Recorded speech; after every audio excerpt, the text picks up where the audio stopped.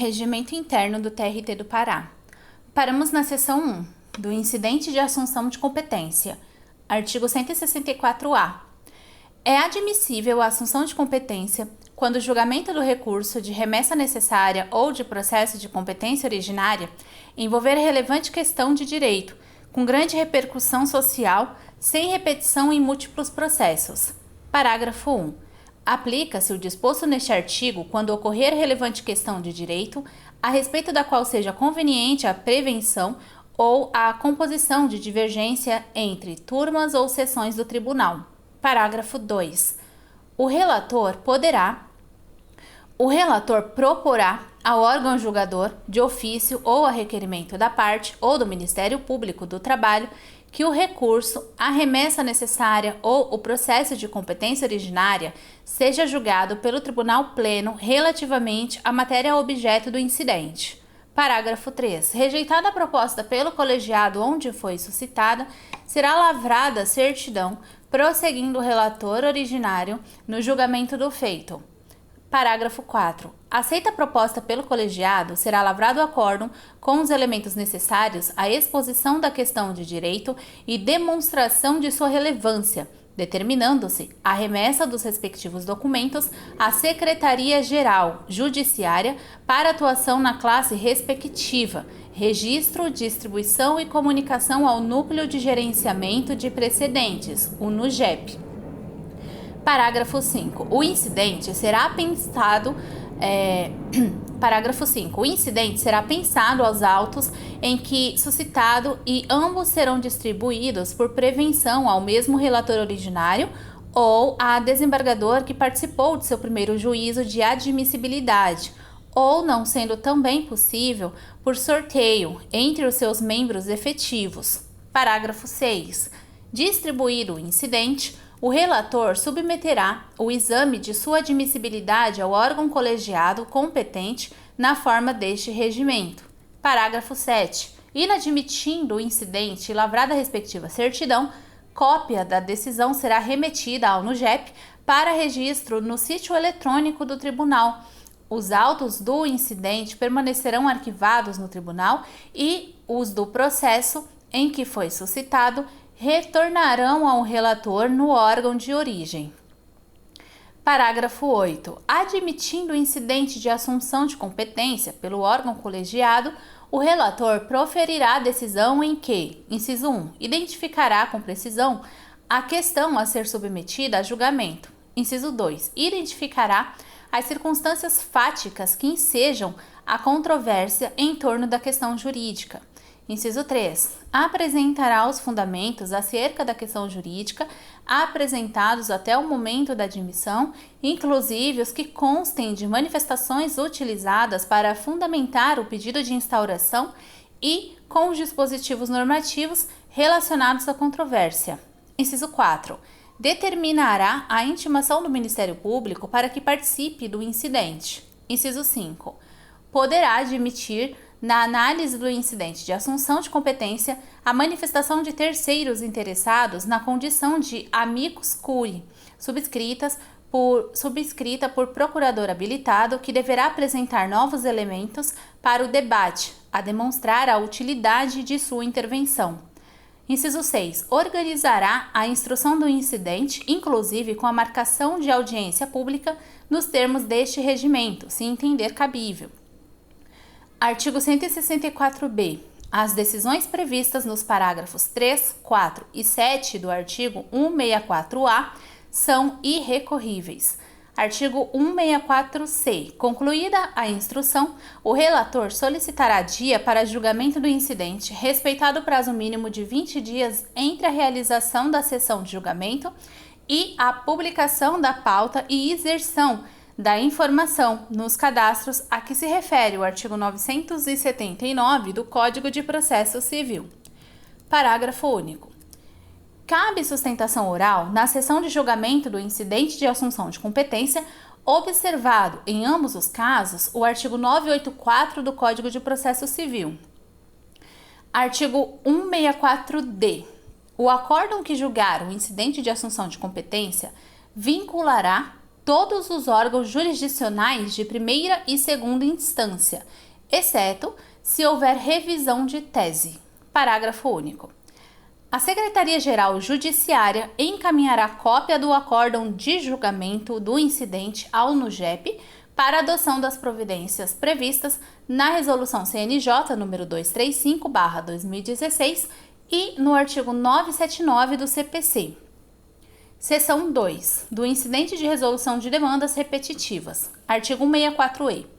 Na forma prevista no Código de Processo Civil e normatividade do TST, é cabível a instauração do incidente de resolução de demandas repetitivas, IRDR, quando houver simultaneamente, inciso 1, efetiva repetição de processos que contenham controvérsia sobre a mesma questão, unicamente de direito. Inciso 2, risco de ofensa à isonomia e à segurança pública e à segurança jurídica. Parágrafo 1. O pedido de instauração do incidente será dirigido ao presidente de tribunal, sempre instruído com os documentos necessários à demonstração do preenchimento dos pressupostos para a instauração do incidente. Inciso 1. Pelo juiz ou relator, por ofício. Inciso 2. Pelas partes, por petição. Inciso 3. Pelo Ministério Público do Trabalho, por petição. Parágrafo 2. Se houver mais de um pedido de instauração de incidente, tendo por objeto a mesma questão de direito, o presidente do tribunal escolherá o caso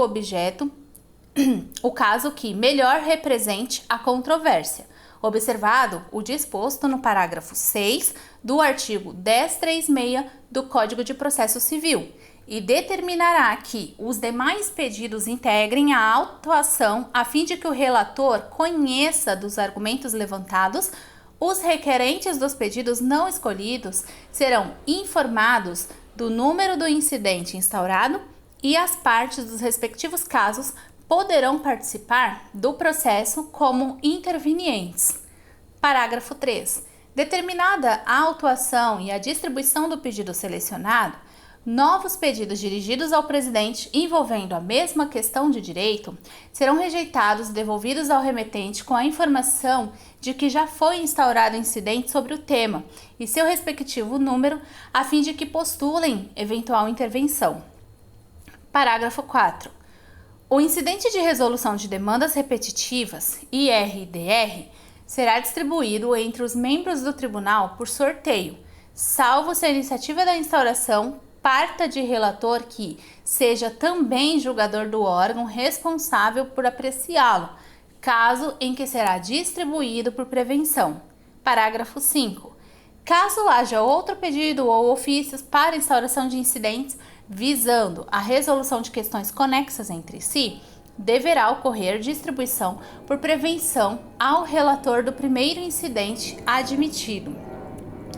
Parágrafo 6. Distribuído o incidente, o relator poderá, inciso 1, indeferi-lo liminarmente quando formulado por parte ilegítima e por ausência dos pressupostos para a instauração, decisão contra a qual caberá agravo regimental. Inciso 2. Requisitar a unidade administrativa competente informações sobre se o objeto do incidente já foi afetado pelo STF ou STJ em recurso repetitivo sobre a mesma questão jurídica. Inciso 3. Possibilitar a complementação do pedido ou ofício de instauração quando constate a possibilidade de existência de seus requisitos. Parágrafo 7. O relator submeterá o incidente a julgamento de admissibilidade na primeira sessão ordinária desimpedida do Tribunal Pleno, que fará o juízo de admissibilidade do incidente, considerando a presença dos requisitos exigidos pela lei processual, não havendo necessidade de inclusão do processo na pauta publicada. Parágrafo 8. Inadmitido o incidente e lavrada a respectiva certidão, os autos permanecerão arquivados no tribunal. Artigo 164-F. Admitido o incidente, os autos retornarão ao relator do incidente, que proferirá a decisão na qual, inciso 1, identificará com precisão a questão a ser submetida a julgamento. Inciso 2, identificará as circunstâncias fáticas que ensejam a controvérsia em torno da questão jurídica.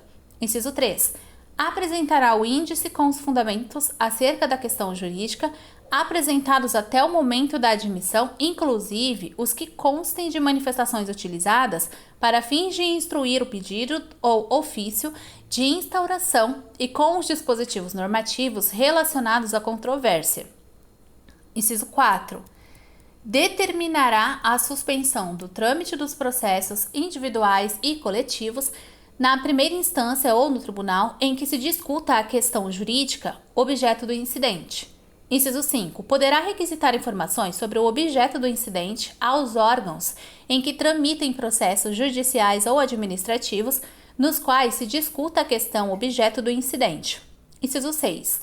Determinará a intimação do Ministério Público para que participe no incidente, salvo quando já figurar como requerente. Inciso 7. Determinará a inclusão do incidente no cadastro de incidentes do Tribunal e comunicará ao Conselho Nacional de Justiça a sua instauração para fim de inclusão no Cadastro Nacional das Informações Constantes dos incisos 1 a 3 deste artigo. Inciso 9. Organizará a instrução do incidente, podendo inclusive designar audiência pública nos termos deste regimento.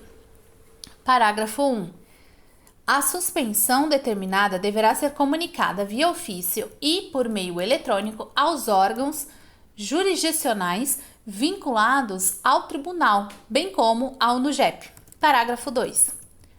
As partes dos processos repetitivos deverão ser intimadas da decisão de suspensão de seus processos a ser proferida pelo respectivo juiz ou relator, quando informados acerca da suspensão a que se refere o inciso 4, contra a qual cabe agravo regimental, no qual deverão demonstrar a distinção de seu caso ou requerer o prosseguimento parcial do feito em que haja acumulação de pedido simples. Parágrafo 3. As partes podem requerer o prosseguimento parcial dos processos em relação à prática de atos processuais que sejam independentes em relação à definição da questão controvertida. Parágrafo 4. Durante a suspeição, o processo de tutela de urgência deverá ser dirigido ao juízo onde tramita o processo suspenso. Parágrafo 5.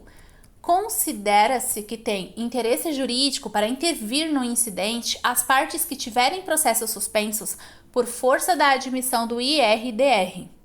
Parágrafo 6. O relator poderá admitir, na análise do incidente de resolução de demandas repetitivas, a manifestação de terceiros interessados na condição de amicus curiae, subscrita por procurador habilitado, que deverá apresentar novos elementos para o debate, a demonstrar a utilidade de sua intervenção. Parágrafo 7. Concluídas as diligências, o relator solicitará dia para o julgamento do incidente, com inclusão do processo na pauta de julgamento do Tribunal Pleno. Parágrafo 8. O mérito do incidente será julgado no prazo de 1 ano e terá preferência sobre os demais feitos, ressalvados os mandados de segurança. Parágrafo 9.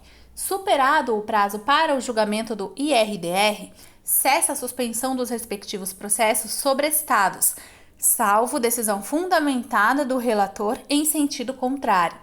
Artigo 164-G. No julgamento do incidente, observar-se-á a seguinte ordem. Inciso 1. O relator fará a exposição do objeto do incidente. Inciso 2. Poderão sustentar suas razões sucessivamente. Alínea A. O autor e o réu do processo originário e o Ministério Público do Trabalho, pelo prazo de 30 minutos de manifestação no Pleno. Alínea B. Os demais interessados no prazo de 30 minutos, divididos entre todos, sendo exigida inscrição com 2 dias de antecedência da sessão. Parágrafo 1. O conteúdo do acórdão abrangerá a análise de todos os fundamentos suscitados concernentes à tese jurídica discutida, sejam favoráveis ou contrários. Parágrafo 2. Fixada a tese jurídica, o Tribunal Pleno aplicará a decisão ao julgamento do recurso, da remessa necessária ou da ação originária, devolvendo as demais questões, caso existentes, ao órgão fracionário ou juízo de origem. Parágrafo 3. A Secretaria-Geral Judiciária encaminhará cópia do acórdão de julgamento de incidentes ao NUJEP para a adoção das providências previstas na Resolução CNJ nº 235 de 2016 e no artigo 979 do CPC. Artigo 164-H. Julgado o incidente, a tese jurídica aprovada pelos membros do Tribunal Pleno será aplicada. Inciso 1. A todos os processos individuais ou coletivos que versem sobre idêntica questão de direito e que tramitem na área de jurisdição deste regional. Inciso 2. Aos casos futuros que versem idêntica questão de direito a que venham a tramitar no território de competência deste regional, salvo se existir revisão. Parágrafo 1. A aplicação da tese jurídica será imediata, independentemente da publicação do acórdão. Parágrafo 2. Não observada a tese adotada no incidente, caberá reclamação ao Pleno do Regional. Parágrafo 3. Do julgamento do mérito do incidente, caberá recurso de revista para o Tribunal Superior do Trabalho, dotado de efeito meramente devolutivo nos termos dos artigos 896 a 899 da CLT.